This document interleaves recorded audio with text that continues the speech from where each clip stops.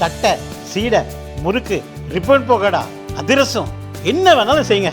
ஒரே ஒரு 5 லிட்டர் இதய மந்த்ரா கடல் எண்ணெய் பேக் ஒரு மாசம் முழுசுக்கும் அத்தனை சமையல முடிச்சு விடலாம். இதய மந்த்ரா.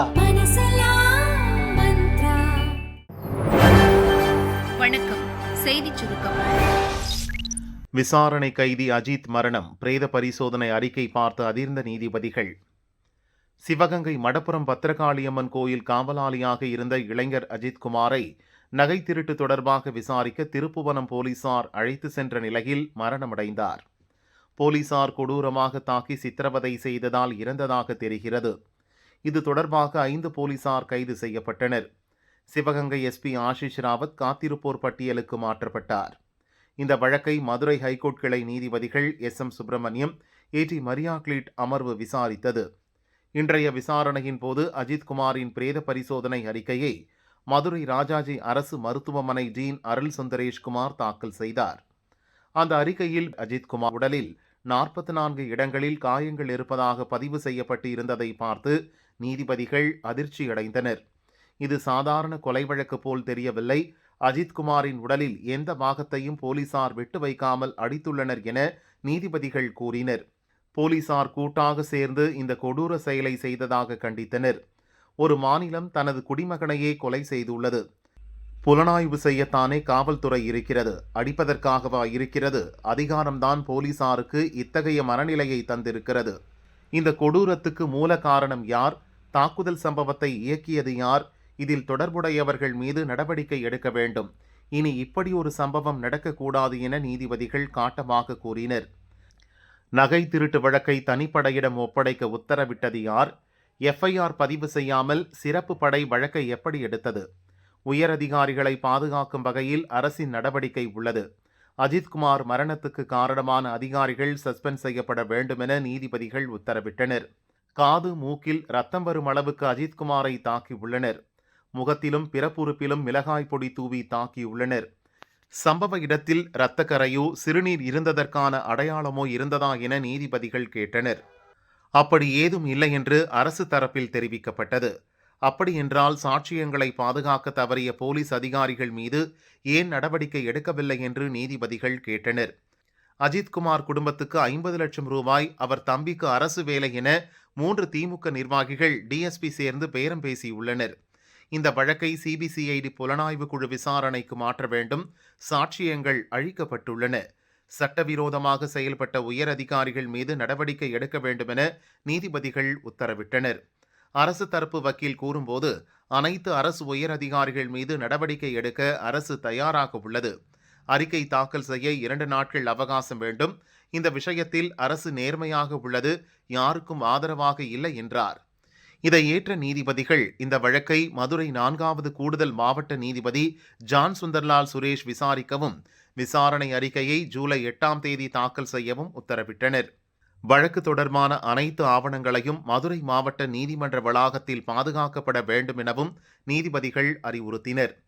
முன்னதாக போலீசாரிடமிருந்து அஜித்குமார் தப்பிக்க முயன்ற போது கீழே விழுந்து வலிப்பு ஏற்பட்டு இறந்ததாக FIRல் கூறப்பட்டிருந்த நிலையில், கோயில் பின்புறம் மஃப்டியில் இருந்த போலீசார் அஜித்குமாரை சகட்டு மேனிக்கு அடிக்கும் வீடியோ வெளியாகி அதிர்வலையை ஏற்படுத்தியது. இந்த வழக்கில் முக்கிய ஆதாரமாக இருக்கும் அந்த வீடியோவை எடுத்த ஊழியர் கோர்ட்டில் சாட்சியம் அளித்தார்.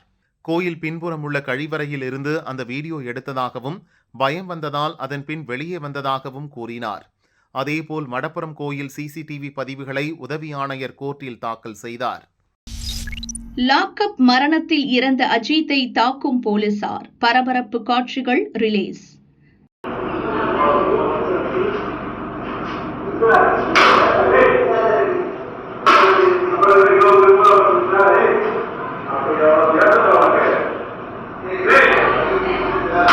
சிவகங்கை மாவட்டம் திருபுவனம் அடுத்த மடப்புரம் பத்திரகாளியம்மன் கோயில் காவலாளி அஜித்குமார் நகை திருட்டு வழக்கு தொடர்பாக போலீஸ் விசாரணைக்கு அழைத்து செல்லப்பட்ட நிலையில் இறந்தார்.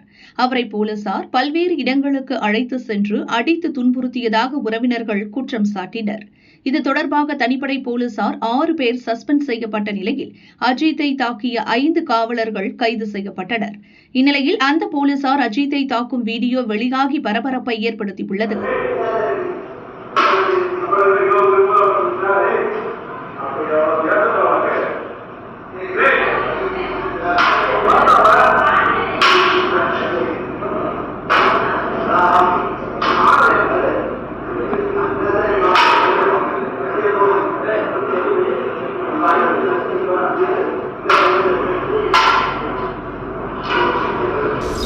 நடக்கக்கூடாதது நடந்துருச்சு, சாரி சொன்னார் ஸ்டாலின்.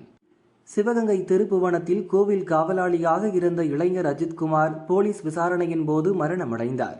நகை திருட்டு தொடர்பாக அவரை கொடூரமாக தாக்கியதில் அவர் இறந்ததாக தெரிகிறது. அமைச்சர் பெரிய கருப்பன் அஜித்குமாரின் வீட்டுக்கு சென்று குடும்பத்தினருக்கு ஆறுதல் கூறினார். அப்போது அமைச்சரின் செல்போன் மூலம் அஜித்தின் தாயார் மற்றும் தம்பியிடம் முதல்வர் ஸ்டாலின் பேசி ஆறுதல் கூறினார். வேண்டியதை செய்வதாக உறுதியளித்தார். அவங்க அம்மாவும் தம்பி இருக்காங்க. சரி சரி சரி, அவங்க அம்மா கிட்ட கொடுக்குறேன். அம்மா கிட்ட பேசுங்க, சிஎம் பேசுறாங்கம்மா.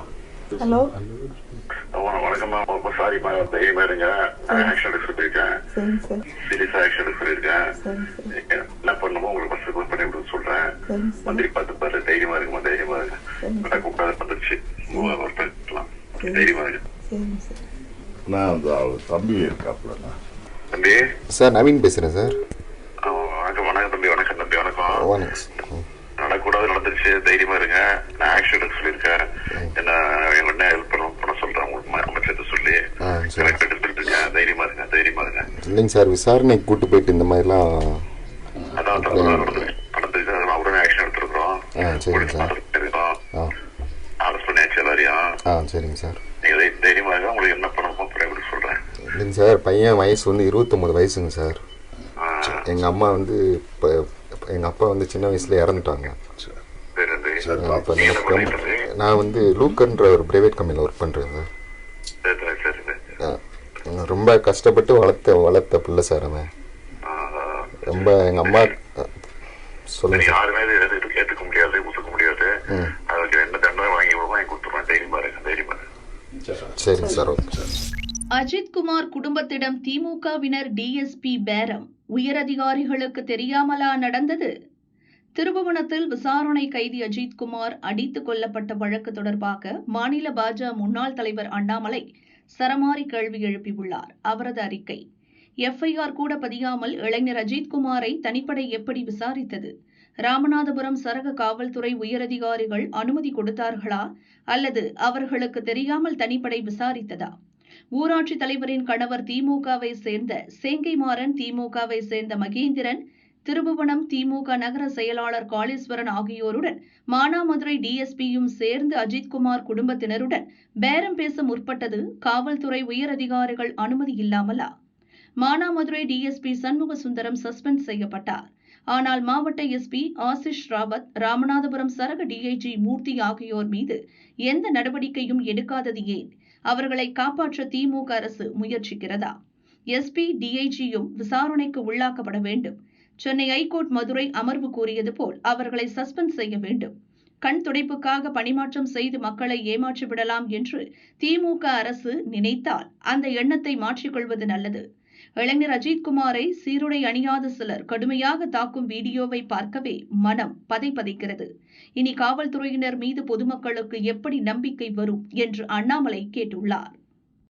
பள்ளியில் மாணவன் மர்ம மரணம், காருக்குள் சிக்கி கிடந்த கொடூரம், 3 பேரை தூக்கிய போலீஸ். சிவகங்கை மாவட்டம் சிங்கம்புணரி அருகே மதுராபுரி வேங்கைப்பட்டியைச் சேர்ந்த பாலமுருகன் என்பவரின் 7 வயது மகன் அஸ்வந்த் சிங்கம்புணரி தனியார் பள்ளியில் 2ஆம் வகுப்பு படித்து வந்தான். தினமும் பள்ளி வேனில் சென்று வருவது வழக்கம். ஆனால் நேற்று வேன் ரிப்பேர் என்று பள்ளியில் இருந்து காரில் வந்து அஸ்வந்தை அழைத்து சென்றுள்ளனர். மாலை பள்ளியில் இருந்து அவனது பெற்றோருக்கு அழைப்பு வந்துள்ளது. அஸ்வந்துக்கு திடீரென வலிப்பு வந்ததால் சிங்கம்புணரி அரசு தாலுகா தலைமை மருத்துவமனையில் சேர்த்திருப்பதாக கூறியுள்ளனர். பதறி அடித்து மருத்துவமனைக்கு சென்று பார்த்தபோது வாயிலும் மூக்கிலும் ரத்தம் கசிந்தபடி மர்மமான முறையில் அஸ்வந்த் இறந்து கிடந்தான். மகனுக்கு என்ன நடந்தது என்பது பற்றி பள்ளி நிர்வாகம் தரப்பில் எந்த தகவலும் சொல்லாததால் ஆத்திரமடைந்த உறவினர்கள், ஊர் மக்கள் சடலத்துடன் சாலை மறியல் செய்தனர். 3 மணி நேர போராட்டத்திற்கு பிறகு போலீசார் சிறுவனின் சடலத்தை கைப்பற்றி பிரேத பரிசோதனைக்காக சிங்கம்புணரி அரசு மருத்துவமனைக்கு அனுப்பினர். தந்தை பாலமுருகன் கொடுத்த புகாரின் பேரில் வழக்கு பதிவு செய்து விசாரணை நடத்தினர். நேற்று அஸ்வந்துடன் சேர்ந்து 6 மாணவர்களை பள்ளிக்கு அழைத்து சென்ற டிரைவர் ஜான் பீட்டர் மாணவர்களை காரில் இருந்து இறக்கிவிட்டுள்ளார். அனைத்து மாணவர்களும் இறங்கி சென்று விட்டதாக நினைத்து காரை லாக் செய்துவிட்டு சென்றுள்ளார். மீண்டும் மாலை 3 மணிக்கு மாணவர்களை வீட்டுக்கு அழைத்து செல்ல காரை திறந்தபோது சிறுவன் அஸ்வந்த் மயங்கிய நிலையில் கிடந்துள்ளார். அவனை மருத்துவமனைக்கு தூக்கி சென்று பரிசோதித்த போது மருத்துவர்கள் சிறுவன் இறந்து விட்டதை உறுதி செய்தது முதற்கட்ட விசாரணையில் தெரியவந்துள்ளதாக போலீஸ் தரப்பில் கூறப்படுகிறது. சிறுவன் மரணத்திற்கு காரணமான சொகுசு காரை பறிமுதல் செய்த போலீசார் டிரைவர் ஜான் பீட்டர், பள்ளி தாளாளரின் கணவர் சங்கர நாராயணன், மகன் மகேஷ்குமார் ஆகியோரை கைது செய்து விசாரிக்கின்றனர்.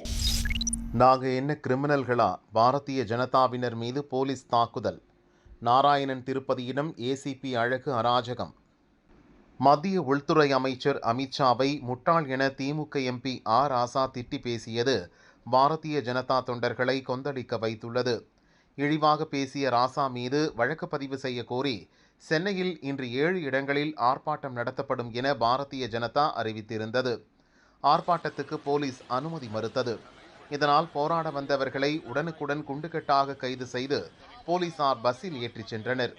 சேப்பாக்கம் சிவானந்தா சாலையில் ஆர்ப்பாட்டம் நடத்த வந்த 80க்கும் மேற்பட்ட பாரதிய ஜனதா தொண்டர்களை போலீசார் கைது செய்து பஸ்ஸில் ஏற்றினர். தலைமை வகிப்பதற்காக பாரதிய ஜனதா மாநில துணைத் தலைவர் நாராயணன் திருப்பதி கடைசியாக வந்தார். அவர் காரை விட்டு இறங்கியதும் போலீசார் அவரை சூழ்ந்து கொண்டனர். சில போலீசார் தள்ள, சில போலீசார் அவரை இழுத்துச் சென்றனர். ஏன் இப்படி முரட்டுத்தனமாக நடக்கிறீங்க என போலீசாரிடம் நாராயணன் திருப்பதி கேட்டபோது, உங்களை கைது செஞ்சாச்சு என போலீசார் சம்பந்தமே இல்லாமல் பதில் கூறினர். கைது செய்தால் இப்படித்தான் அராஜகமாக நடந்து கொள்வீர்களா? நாங்கள் என்ன கிரிமினலா? காவல்துறை தரம் கெட்டு போய்விட்டதா என கேட்டு போலீஸ் அதிகாரிகளுடன் நாராயணன் திருப்பதி கடும் வாக்குவாதத்தில் ஈடுபட்டதால் பரபரப்பு ஏற்பட்டது.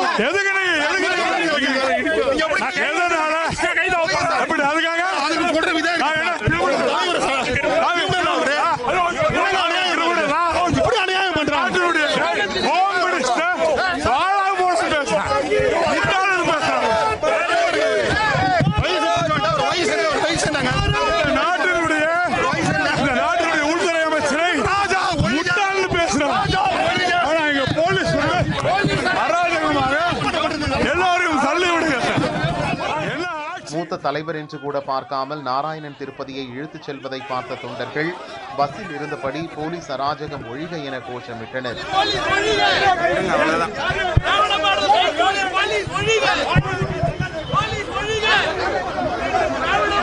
யார்